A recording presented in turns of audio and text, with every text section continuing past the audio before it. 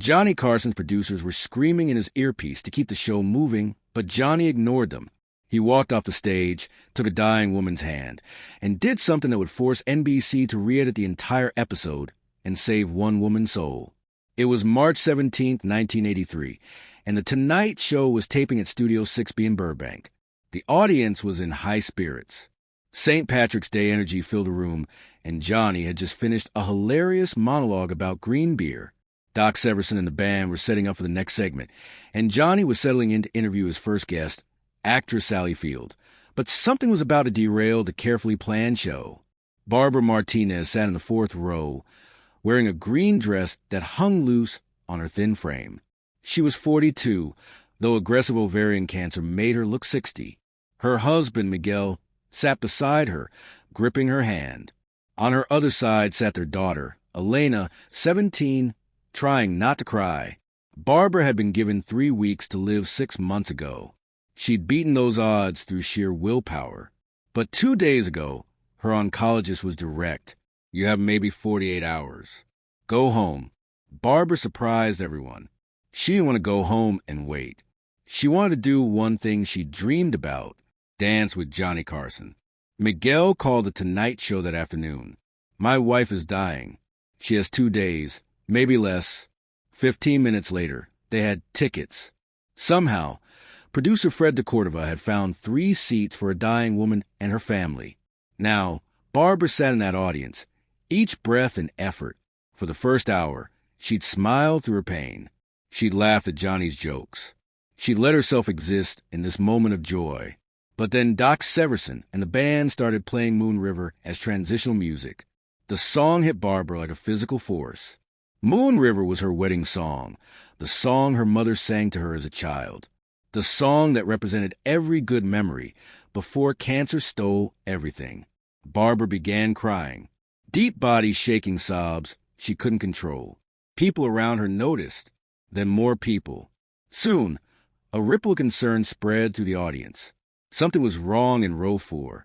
Johnny was in the middle of introducing his next guest when he noticed a disturbance. He'd been doing the show long enough to sense when something in the audience required attention. He stopped mid-sentence and looked toward the 4th row. Is everything all right? Johnny asked, his voice carrying that genuine concern that made America love him. The audience went quiet. All eyes turned to Barbara, who was now standing, supported by Miguel and Elena, crying so hard she could barely breathe. Johnny's producer, Fred DeCordova, came on through Johnny's earpiece.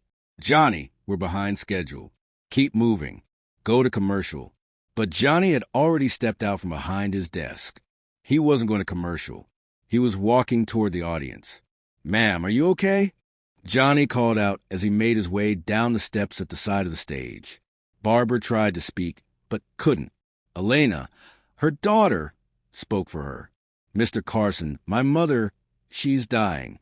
She has terminal cancer. She only has hours left. Coming here was her final wish. The studio went completely silent. Sally Field, still sitting on the couch, had tears in her eyes. Doc Severinsen stopped conducting. The camera operators weren't sure where to point their cameras. Johnny reached row 4. Up close, he could see how old Barbara was. The poor of her skin, the way she could barely stand. The defeat in her eyes mixed with something else. Hope? Desperation. What's your name? Johnny asked gently. Barbara. She managed to say through her tears. Barbara Martinez. Why are you crying, Barbara? Miguel answered, his own voice breaking. The song Moon River. It's our wedding song. We haven't danced to it since she got sick 2 years ago. She can't dance anymore. Johnny looked at Barbara. Really looked at her. He saw a woman who'd been through hell, who'd fought battles no one should have to fight, who was now at the end of her road, asking for one small piece of grace before the darkness came. In his earpiece, Fred was getting frantic. Johnny, we need to move. We're already 10 minutes over. NBC is going to kill us. We can't air this. Go to commercial now. Johnny reached up and pulled the earpiece out.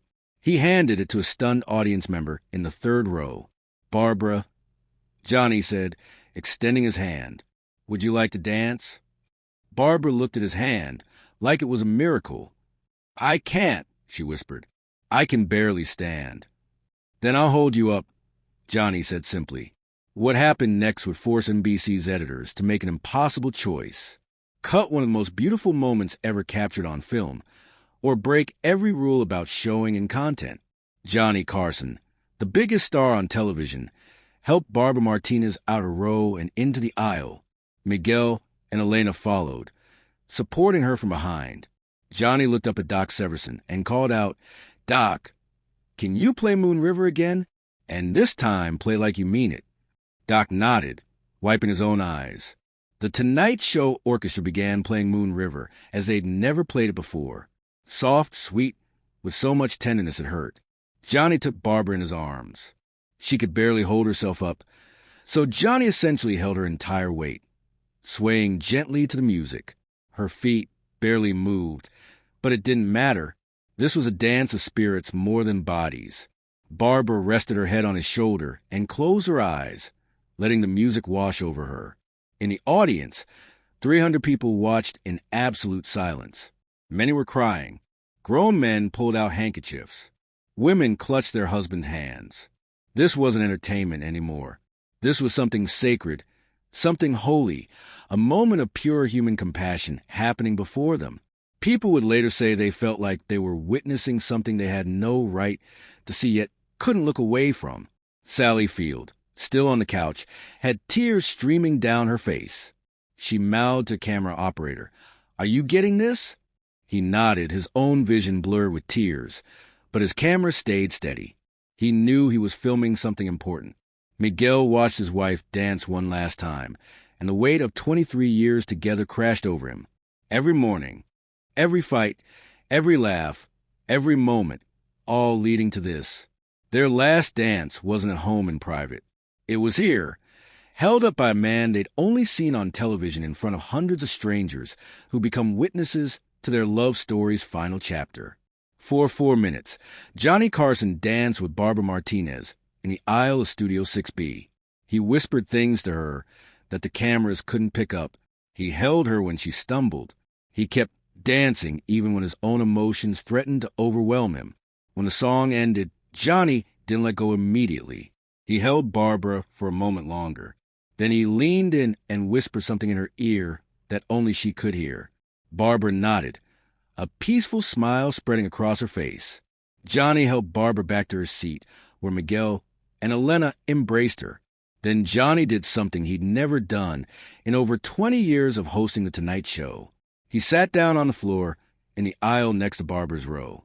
"Barbara," he said, looking up at her, "tell me about your wedding day. Tell me about the first time you danced to this song." And Barbara did. For the next 10 minutes, she told Johnny about marrying Miguel in a small church in East L.A. in 1960. She described her dress borrowed from her cousin because they couldn't afford to buy one. She talked about how they couldn't afford a band, so they played records on a borrowed turntable, how Moon River had come on just as everyone was leaving, and how Miguel, always Miguel, had grabbed her hand and pulled her back onto the empty dance floor. "We danced alone in that empty room," Barbara said, her voice stronger now, lost in the memory. The lights were being turned off. The chairs were being stacked. But we danced. And Miguel whispered to me, "Every day with you is going to be this beautiful." And you know what? He was right. Even the cancer days, because I had him. Johnny's jaw tightened, fighting his own emotions. "That's the moment I want to remember," Barbara continued. "Not the cancer, not the treatments, not the pain. Just that dance, just that love. That's what I want to take with me." Johnny nodded, not trusting himself to speak for a moment. Then, that's what you should hold on to. That's what love is. It's the dance in the empty room when everything else is being taken away. He stood up, helped Barbara settle back into her seat, and addressed the audience. "Ladies and gentlemen, I know we have a show to do. We have guests waiting. We have segments planned, but you know what? None of that matters compared to what just happened here." Barbara reminded us that life is precious, that love is real, and that sometimes we need to stop the show and just be present for each other. The audience erupted in applause, not the excited, screaming kind, but the deep emotional applause of people who'd witnessed something that changed them. Johnny returned to his desk, but the show that continued was different.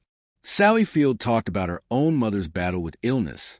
The next guest, comedian George Carlin, dedicated his set to Barbara. The energy had shifted from entertainment to communion. When the taping finally ended 2 hours later, over an hour longer than usual, Johnny came back down to the audience to say goodbye to Barbara.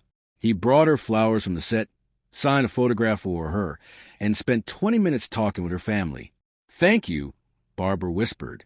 "You gave me my moment. Now I can go in peace." Johnny kissed her forehead.